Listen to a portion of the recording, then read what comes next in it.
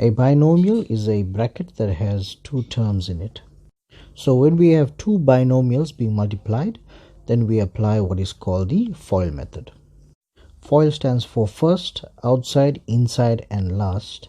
All this means is that it's showing you the positions of the terms within those two brackets. Your first terms are the A and the C. It's because it's first within each of those brackets.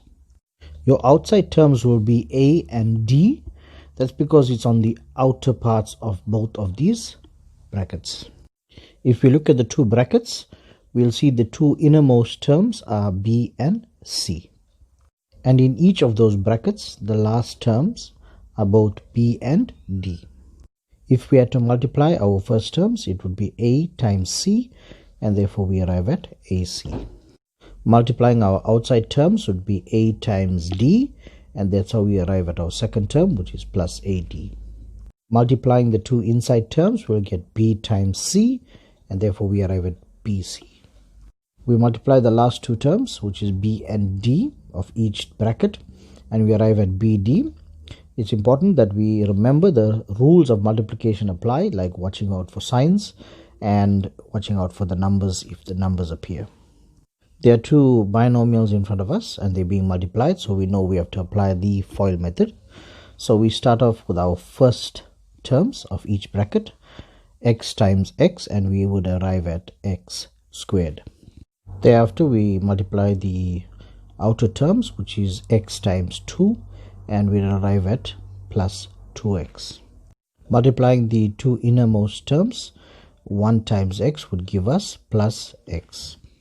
And we multiply the last terms of the brackets, 1 times 2, and that would leave us with plus 2. By looking at this step, we can see that the plus 2x and the plus x are like terms, and we need to bring this together in our next step. There is an imaginary 1 at the plus x, so that's how we arrive at plus 3x in our next step. 2x times x will give us 2x squared. 2x times minus 2 will give us minus 4x. 3 times x will be 3x.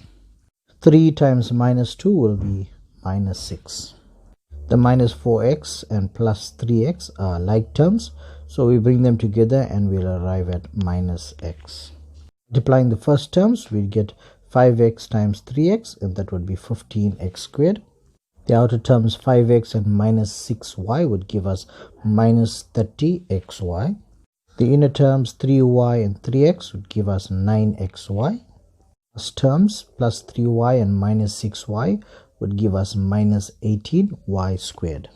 In concluding our last step, we combine the like terms xy, it's minus 30 and plus 9xy, and that would give us minus 21xy.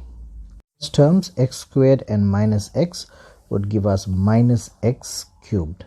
The outside terms x squared and minus 3y cubed would give us minus 3x squared y cubed. Inside terms minus 4y squared and minus x would give us plus 4xy squared. The two last terms, minus 4y squared and minus 3y cubed, will give us plus 12y to the power 5. In looking at this step, there are no like terms, so this becomes our final answer. There is nothing further we can do with this. When dealing with a question of this nature, we usually apply what is called the squaring of a binomial. But should you forget how to do this, then you can apply the FOIL method by writing down the same bracket twice. So now we have two binomials being multiplied, and we will apply the FOIL method. Multiplying the first terms, we'll get 16 m to the power 6. Multiplying the outside terms, we get minus 28 m cubed n squared. The inside terms being multiplied gives us minus 28 m cubed n squared. The last terms being multiplied, we get plus 49 n to the power 4. Adding the two like terms would give us minus 56 m cubed n squared.